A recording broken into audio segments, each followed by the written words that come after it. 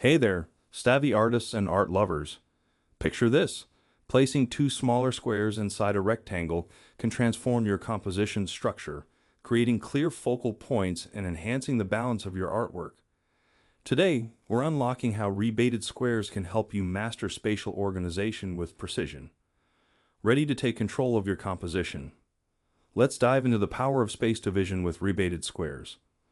Welcome to design secret number 9, the rebated square.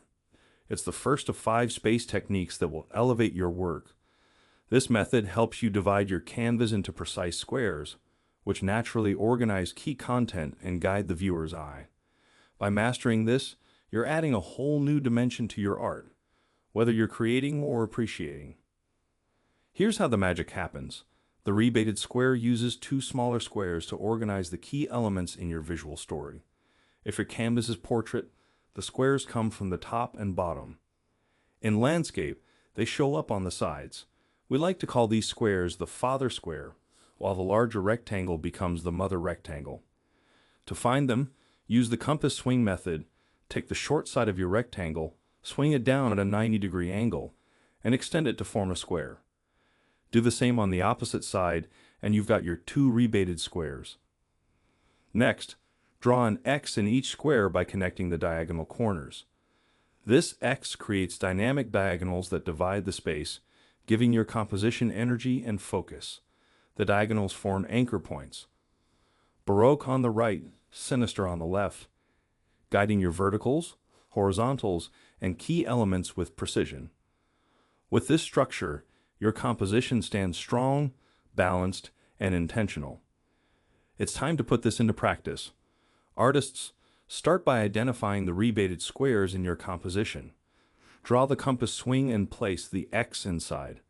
Align your key elements along the diagonals and corner points to add power and rhythm to your work. Appreciators, when you observe art, look for these rebated squares in masterworks.